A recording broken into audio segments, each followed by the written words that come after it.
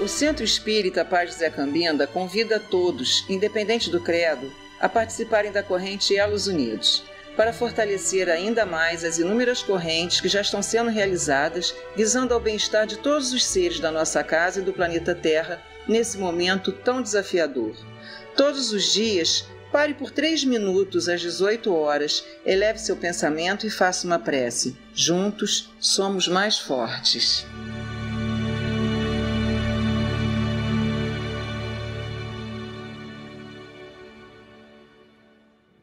Boa noite a todos, meus irmãos. Hoje, quarta-feira, 24 de agosto de 2022.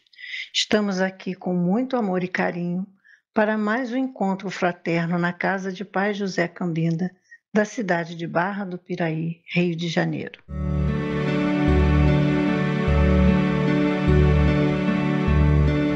Que possamos, nesse momento, silenciar nossos pensamentos para que sejamos envolvidos com essas energias de paz e aconchego dos amigos espirituais que aqui já se encontram presentes. Que nossos corações sejam carregados dos mais puros sentimentos, que possamos vibrar confiança e serenidade nesse ambiente que nos acolhe e nos ampara. Que nossas vibrações de amor sejam direcionadas pelo plano espiritual aos corações aflitos nesse momento de tanta incerteza. Que Deus, na sua infinita bondade, nos ampare e cubra nosso planeta de bênçãos e luz.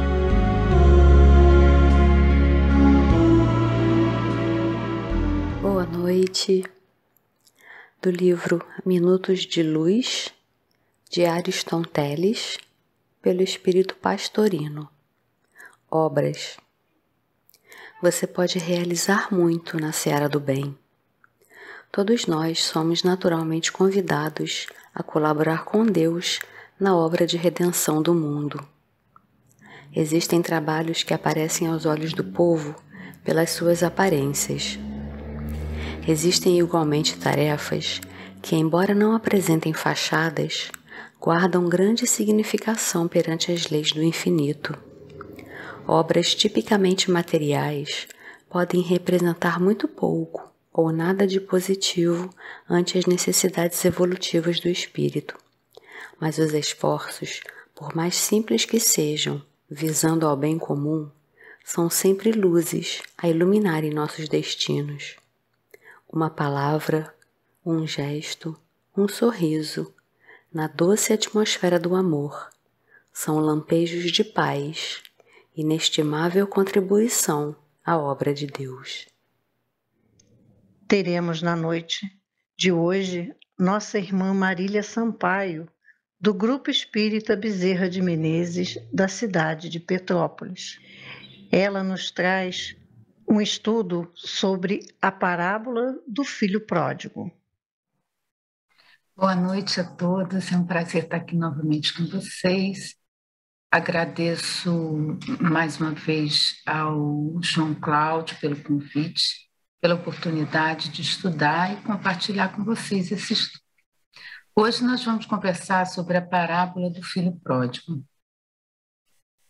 Essa parábola ela é muito interessante porque ela nos mostra aí, nos traz aí um Deus, né, que nunca abandona os seus filhos, né?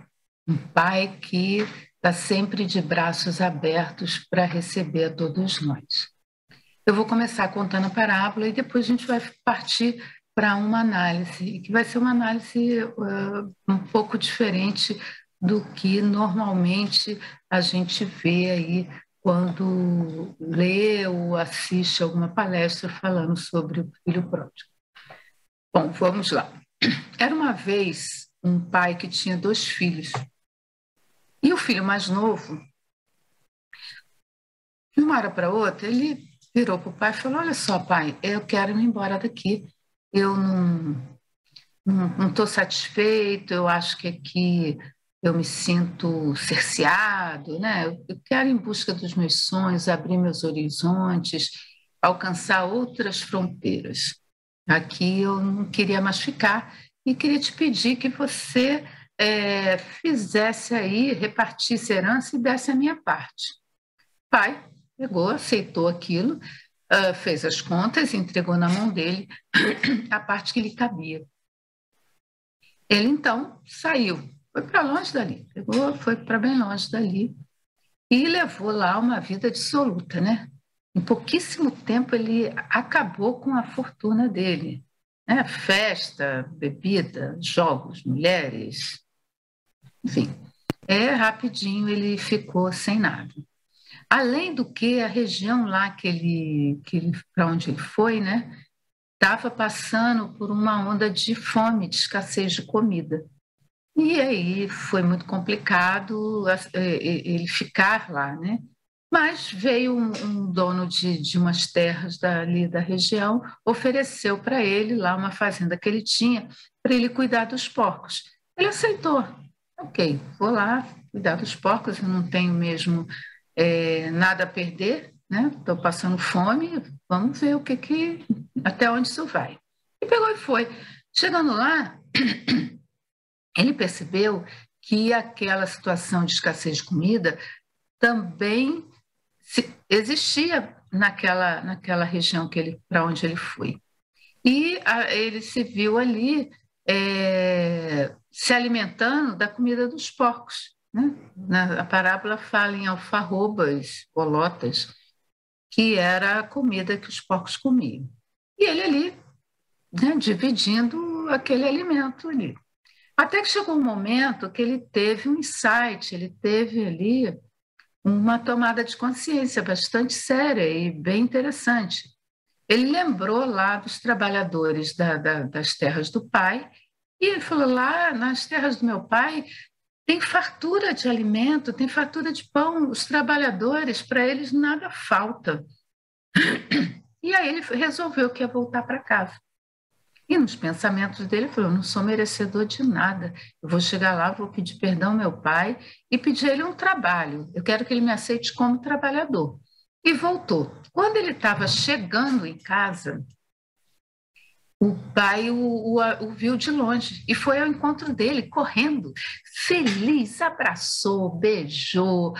Nossa, o pai estava radiante, virou para os empregados e falou, olha só, pegue a melhor roupa para ele vestir, calça-lhe as sandálias dele, pega aquele anel, coloca no dedo dele e prepara aquele bezerro cevado, aquele que está no capricho, que nós vamos comemorar a volta desse meu filho, que eu estou muito feliz porque ele voltou. Aí o filho vira-se para ele e fala assim, pai, eu pequei contra o céu e contra ti, não sou merecedor de nada. Quero apenas que me aceite como trabalhador. E, né, o pai fez aquilo tudo, os empregados trouxeram tudo, ele estava vestido, calçado, e a festa acontecendo, música, o pai chamou os amigos, então estava uma festa boa, né? O pai muito feliz que o filho tinha voltado. Nesse meio tempo chega aí o filho mais velho, que ficou. E aí vê aquela movimentação toda, aquela, né, música, aquele barulho, e vira-se para o empregado e pergunta assim, o que está acontecendo? Aí os empregados dizem, olha, o seu irmão voltou e seu pai preparou essa festa, ele está muito, muito feliz. E aí ele fala, que absurdo isso. Pode ser. E aí o pai chega naquele momento, vai lá fora e fala, oh, meu filho, que bom, você voltou do campo, vamos entrar, o seu irmão voltou, eu estou muito feliz. E ele, né, era um filho que estava morto e reviveu, estava perdido e se achou, vamos comemorar. E aí o filho pega e fala para ele assim, não, eu não vou participar disso, isso é um absurdo. Ele pega a parte dele da herança, vai embora, gasta lá com as meretrizes, volta e você faz uma festa, manda matar um bezerro para ele. E eu que fiquei aqui, fiel a ti, cumprindo todos os mandamentos, e você sequer me deu um cabrito para eu comemorar com os meus amigos? E a parábola se encerra aí. Né? Essa versão o conteúdo é o mesmo, mas eu contei a história atualizada, vamos dizer assim. Então, nós vemos aí 3 personagens, o pai e os 2 filhos. E os 2 filhos, nós vamos analisar a personalidade de cada um, né? Os seus vícios e suas virtudes, né? O status moral de cada um, espiritual. Essa é a proposta.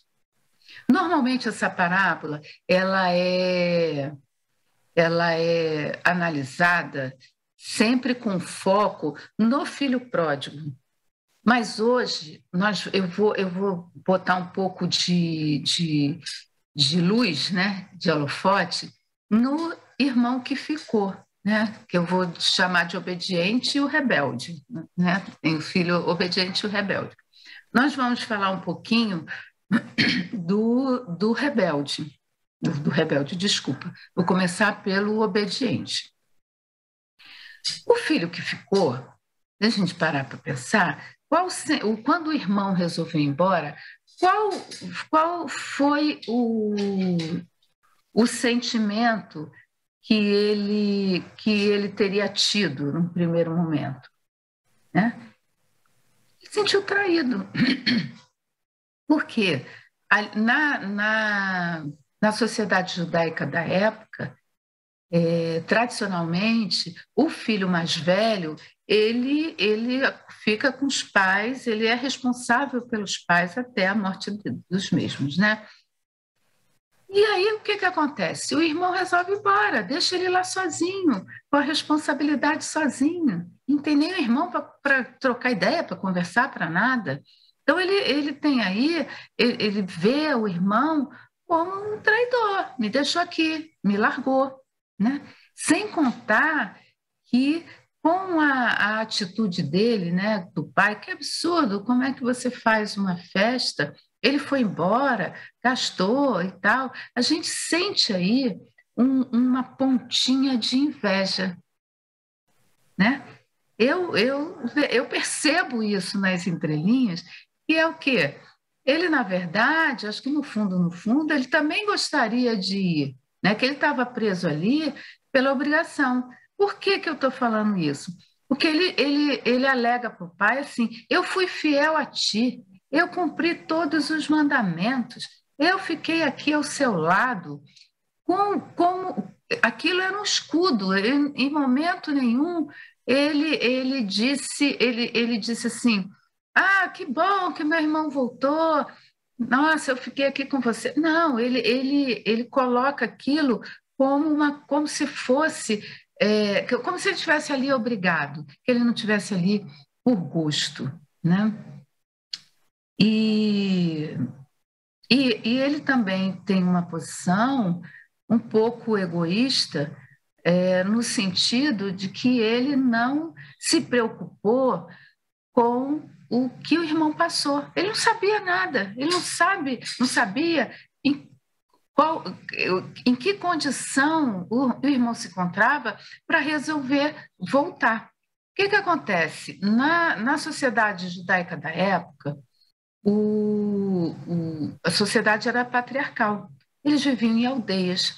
E as aldeias, elas tinham uma regra de convivência ali, que as famílias pertencentes à aldeia era como se fosse uma família só. E o filho que foi embora, ele rompeu essa saída, é um rompimento não com a família dele de sangue, genética, mas é um rompimento com a comunidade, com a sociedade. E aí ele abandona aquilo e vai embora. Isso aí é uma coisa grave.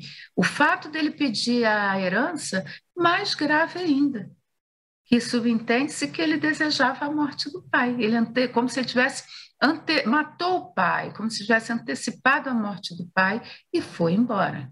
Então ele jamais seria aceito pela sociedade com tranquilidade. E o irmão sabia disso, mas ele não se preocupou com o irmão, a dificuldade que o irmão teve, a barreira que o irmão teve que passar para voltar daquela maneira.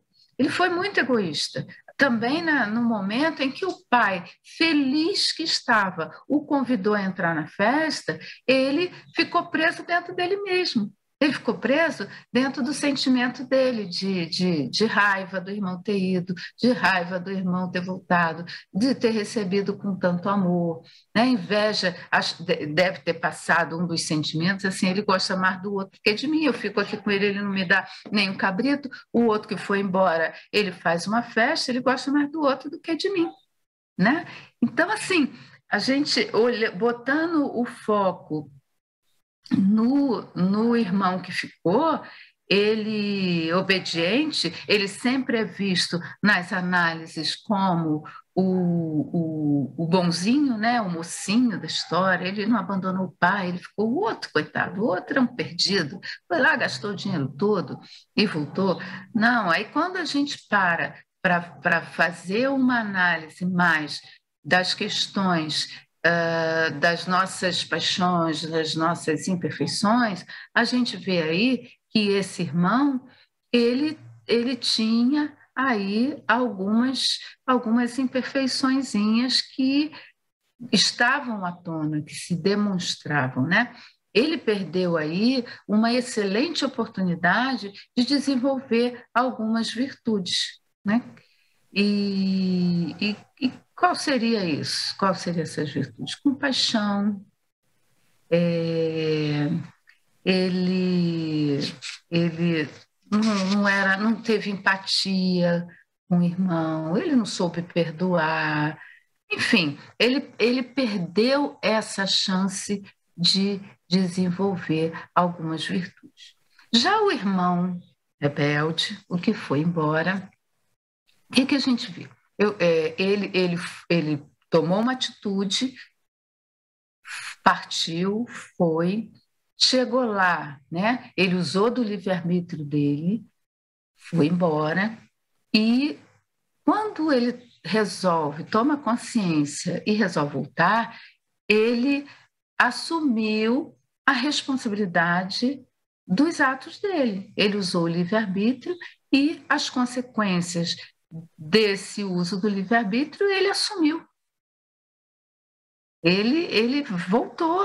Ele sabia que ele poderia ser apedrejado, expulso da aldeia, não aceito pelo pai, mas ele botou isso de lado e foi. Ele estava numa condição de humilhação completa.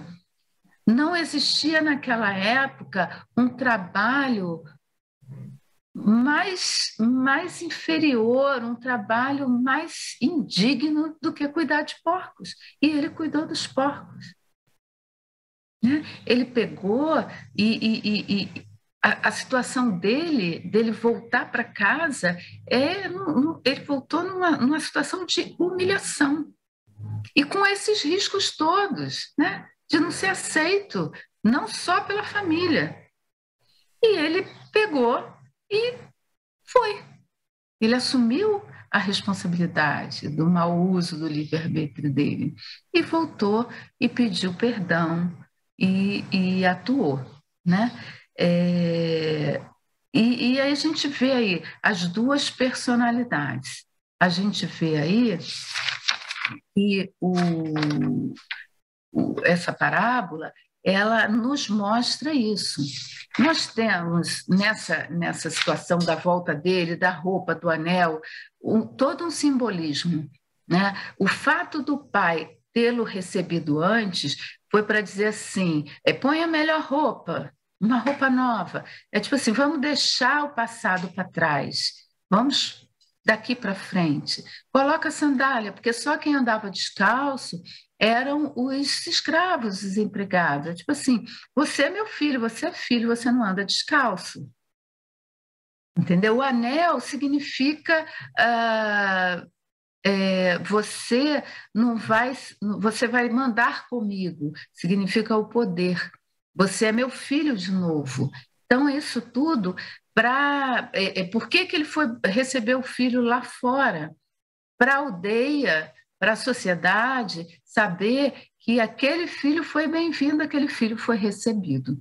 Então, assim, a parábola, se a gente for analisar todos os símbolos, né, toda a simbologia, ela é demais, mas a gente não ia ter tempo para se aprofundar em todas as simbologias, o fato de ir, a atitude do irmão. Então, o que nós temos aí, para a gente já caminhar para o final? Quem são as personagens, né? Deus e o pai e os dois filhos, dei spoiler. O pai é Deus, né? Toda a parábola que tem pastor, o dono da terra, é sempre o símbolo dessas personagens das parábolas é Deus. E os dois filhos somos nós, a humanidade, né? E, nesse caso, a gente tem dois arquétipos. Nós temos o filho obediente e o filho rebelde. O filho obediente, ele é o quê? A representação de uma parte da humanidade que se diz cristão, né? E se diz que é cristão, que é fiel, que é seguidor dos mandamentos, que, enfim, diz isso, mas não vivencia, né? O evangelho está na leitura, está na frequência ao seu templo religioso, seja de que segmento for, mas ele não vivencia aquele postulado, ele não está integrado, ele está fazendo a regra, ele tenta seguir, ele acha que segue os mandamentos, ele acha que é um cristão perfeito. Então, esse é o arquétipo do filho obediente, a parte da humanidade que se comporta dessa maneira. A outra parte da humanidade, que é representada pelo filho rebelde, são aquelas pessoas que se entregam às paixões, vão fundo nas paixões. Mas quando ele chega lá no fundo do poço, chega um momento que essa parcela que se entrega às paixões, ela cai em si. Ela vê, não, esse não é o caminho, eu tenho que voltar para Deus, eu tenho que me achar novamente. E aí toma essa consciência dentro do segmento religioso que for e passa a vivenciar. Ele não é um cristão de fachada, ele é um cristão que vai estar ali trabalhando, que vai estar errando, claro, tropeça, volta, assume a responsabilidade dos seus atos, do uso do seu livre-arbítrio, e que está em busca daquela perfeição. Ele comunga aonde ele está daquela religiosidade. Ele acredita em Deus, ele quer se melhorar. Então, assim, essa parábola nos traz isso, traz o que é um cristão de fachada e o que é um verdadeiro cristão, que erra sim, faz escolhas erradas, faz, mas tem a capacidade de admitir o erro, né, reconhecer esse erro e voltar para o caminho, deixar o orgulho de lado. Então, esses dois aí, eles tiveram nessa passagem a oportunidade de quê? Desenvolver virtudes, que é uma coisa muito importante. E o irmão que ficou, ele não aproveitou essa oportunidade, entendeu? Ele perdeu a chance, né, de ser mais generoso, ter compaixão do irmão que ele não teve, né? Poxa, ele sabia da sociedade como funcionava. Ele sabia que essa volta para o irmão deve ter sido muito complicada. Ele não teve empatia com esse irmão. né? De se colocar no lugar dele, né? Ele não teve a capacidade de sair de dentro dele para aceitar o convite do pai e entrar, para agradar o pai, né? Ele diz que ele cumpre os mandamentos, mas é um cumpre de fachada, porque você, quando cumpre o mandamento, você faz tudo para agradar a Deus. E ele aceitou o convite para comungar daquela felicidade com o irmão? Não. Então, ele foi muito egoísta, ele só pensou nele, na dor dele, na situação, né, que ele foi largado, que o irmão foi embora. Enfim, ele perdeu essa oportunidade. Já o irmão rebelde, ele não perdeu a oportunidade, né? E porque ele já tinha uma virtude com ele.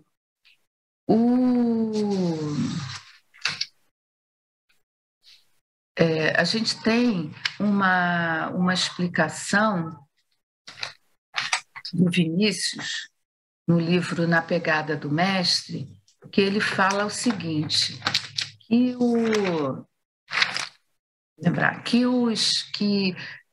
mal do irmão que ficou é maior do que o mal do irmão que foi, do rebelde.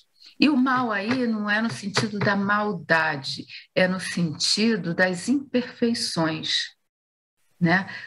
A imperfeição de um é pior do que a do outro. Por quê? Aí ele diz que o irmão mais velho, ele não tem, como fala, ele não tem pecados, né? Não tem erros, mas também não tem virtudes, lado a lado, né? O irmão que foi, ele tem as paixões, ele tem as falhas, as imperfeições, mas ele tem virtudes também. E a gente entende, né? O irmão mais velho, ele não conseguiu desenvolver nenhuma virtude, porque ele não tinha nenhuma delas latente. Já o irmão mais novo, ele tinha latente a humildade. Então, nesse momento, essa sementinha de humildade, ela floresceu. Então, o Vinícius, quando diz desse mal, é isso. Não tem uma virtudezinha do lado. Ele não peca, mas também não tem nada de bom. O outro é dado às paixões, se entregou às paixões, mas ele tem uma virtude para brotar, né, para sair. Então, para a gente fechar, o que nós temos aí? Um Deus, né, esse Pai maravilhoso, que está sempre nos esperando e comemora quando um filho vai, quando o filho volta, na verdade, né? Quando o filho encontra, toma consciência e retorna para a casa do pai. Essa parábola, a mensagem é essa. Você usa o seu livre-arbítrio, você vai para onde você quer, você faz o que você quiser, mas a porta da casa do pai está sempre aberta, no momento em que você toma essa consciência, se arrepende e volta. Ele vai sempre nos receber. Isso é consolador, né? E jogando um pouco para a nossa situação na casa espírita, é uma análise que a gente precisa fazer. Que irmão nós somos dentro da nossa crença, dentro da nossa doutrina, dentro da nossa convivência? Somos aquele que está ali cumprindo o protocolo, assistindo a reunião, tomando passe, dando passe, fazendo o que está fazendo, e não se modifica e não comunga da mesma vibração, da mesma ideia, ou somos o rebelde que já se entregou às paixões, tomou a consciência e pegou aquele rumo e está na luta. Não que esteja já perfeito, mas que reconhece os erros e quer recomeçar e quer voltar para o Pai. Fica aí essa reflexão. Eu espero que seja útil, né? E agradeço mais uma vez a todos vocês e que Deus esteja sempre conosco, né? Que esteja, não, que Ele está sempre conosco e sempre de braços abertos para nos receber e que a gente tenha vontade de voltar para casa, de encontrá-lo, de ser recebido. Obrigada, gente. Boa noite.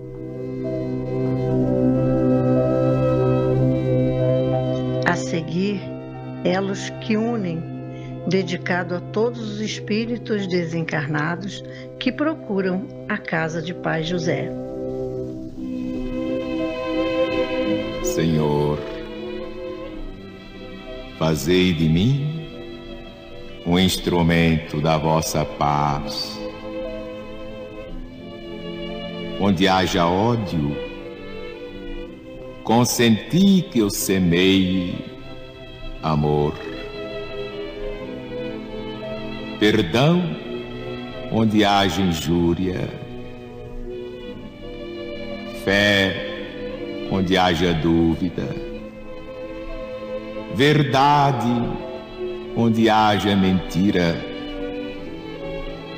esperança onde haja desespero, luz onde haja treva, união onde haja discórdia, alegria onde haja tristeza. Ó Divino Mestre,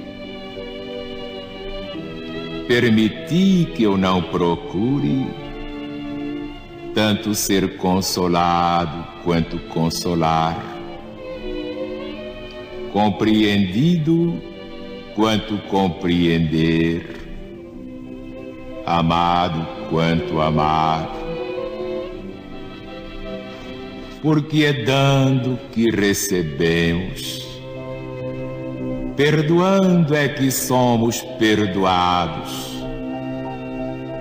e morrendo é que nascemos para a vida eterna.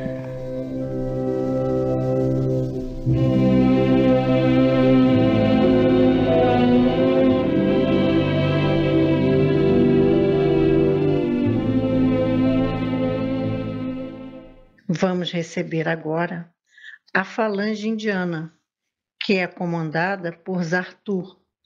Essa falange não incorpora.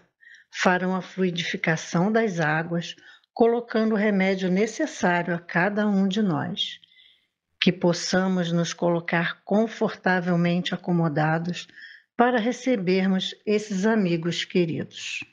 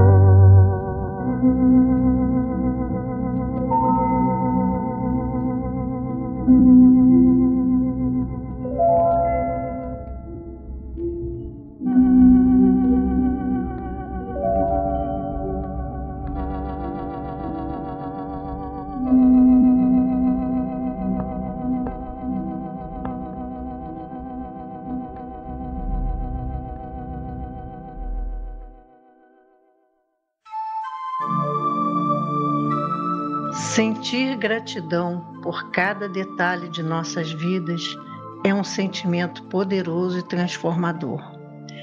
Ela nos leva a reconhecer tudo que há de bom em nossas vidas e nas vidas das pessoas que amamos. Faz nossa atenção ficar presente e nos permite desfrutar de cada bênção que recebemos sem alimentar a ansiedade pelo futuro ou ter arrependimentos pelo passado. Ser uma pessoa grata nos ajuda a exercitar atitudes positivas, cultivar o bom humor, a paciência e manter nossos relacionamentos mais saudáveis e felizes. Desenvolva o hábito da gratidão e agradeça por tudo que acontece com você.